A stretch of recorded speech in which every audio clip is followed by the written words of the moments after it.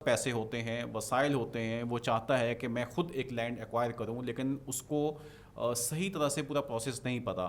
تو اس سلسلے میں آپ کیا وہ سروسز ہیں جو وہ اگر آپ سے کانٹیکٹ کرے تو اب کیا سروسز اس کو مل سکتی ہیں؟ شاہ صاحب، پہلے تو بہت شکریہ کہ آپ نے مجھے اس قابل سمجھا. ایک دو انٹرویو لینے کے بعد آپ میرا یہ تیسرا انٹرویو لے رہے ہیں. میں آپ کو پہلے بھی عرض کیا تھا اور آج دوبارہ میں وضاحت کے ساتھ آپ کو یہ بیان کرتا ہوں کہ یہ جو آپ نے کہا کہ کوئی بلڈر ڈیولپر ہے یا کوئی اور فیلڈ کا آدمی کوئی انویسٹمنٹ کرنا چاہتا ہے تو آپ یہ مشورہ دیں کہ یہ زمین کہاں لیں، کیسے لیں، جی. اور اس میں ان لوگوں کی کیا مدد کر سکتا ہوں. تو بیسکلی میں نے اپنا تعارف تو پہلے یہی کرا دیا تھا کہ میں وکیل بھی ہوں، میں کنسلٹنٹ بھی ہوں لینڈ کا، میں بلڈر بھی ہوں، ڈیولپر بھی ہوں، اور میں لینڈ ٹریڈنگ بھی کرتا ہوں.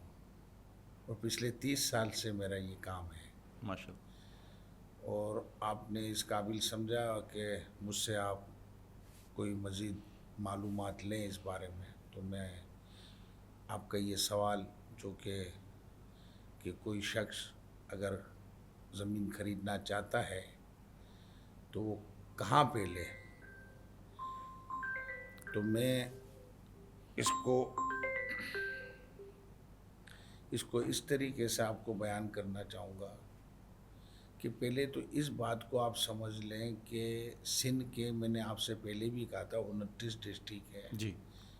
اور 104 تعلقہ ہیں اور 6000 دہ ہیں. بالکل. اور اس میں لینڈ کیٹیگری ہے جو کہ ناکلاس ناقبولی گورنمنٹ لینڈ، اسٹیٹ لینڈ کہلاتی ہے، باقی سروے لینڈ ہے، ٹھیک ہے.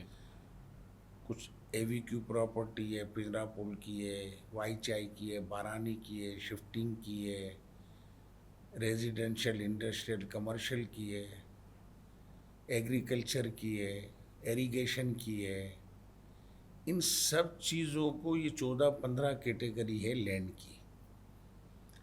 مگر ہمارے یہاں المیہ یہ ہے کہ ہمارا ادارہ آباد ماشاءاللہ پچھلے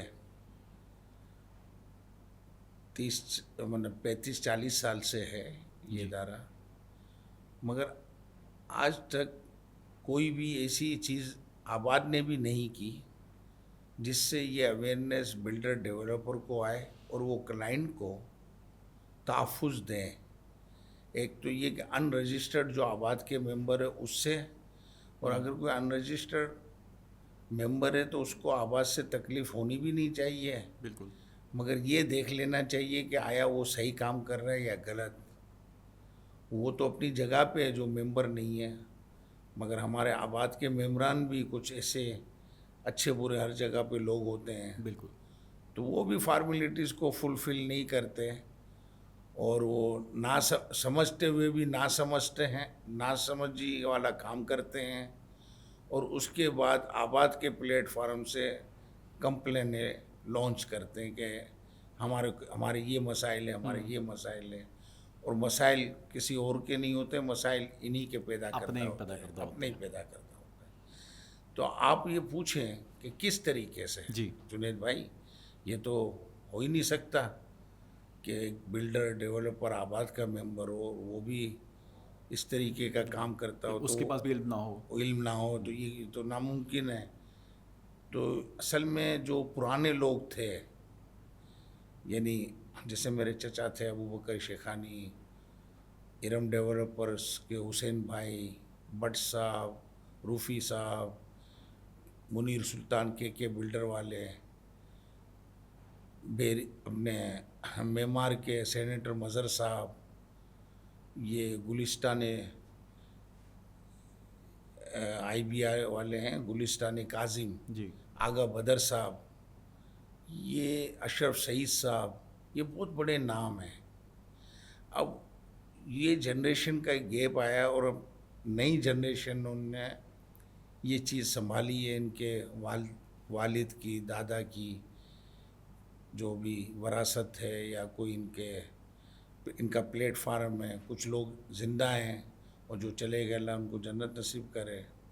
تو وہ سب یہاں پہ سلیم ذکی صاحب کا بھی ایک بہت اچھا نام تھا, وہ بھی اللہ کے پیارے ہو گئے. تو ہمارے یہاں ریونیو ایک منسٹر ہے جو لینڈ کی تمام چیزیں بالکل اس کے کنٹرول میں ہوتی ہے, جو کہ آج کل بہت ہی اچھے ایکٹیو اپنے یونس ڈھاگا صاحب ہیں, کام بھی کر رہے ہیں, جی بیوروکریٹس ہیں بیوروکریٹس بھی ہیں, اور اللہ تعالیٰ نے ان کو بہت عزت دی ہے, بہت اچھا ذہن دیا ہے. اور بھی 2 منسٹریاں ان کے پاس ہے, ایک انڈسٹریل اور دوسری ریونیو کی, جو کہ حیدرآباد میں نے دیکھا کہ انہوں نے 3 بار وزٹ کیا. اور وہاں کے چیمبر آف کامرس جو حیدرآباد کے پریزیڈنٹ ہیں وہ میرے چھوٹے بھائی فاروق شیخانی ہیں, انہوں نے صرف تجاویز پیش کی تھی ان کو بلا کے. وہ 3 بار حیدرآباد کا پورا اسٹاف سے مراد commissioner Hyderabad, S S P Hyderabad, واسا کا ڈائریکٹر, ایچ ڈی اے کا ڈائریکٹر, کاٹی کا ڈائریکٹر, یہ سب لے کے سب مسائل پریکٹیکلی فزیکلی وزٹ پر گئے اور آرڈر کی اور کہا کہ میں ہر ہفتے آؤں گا.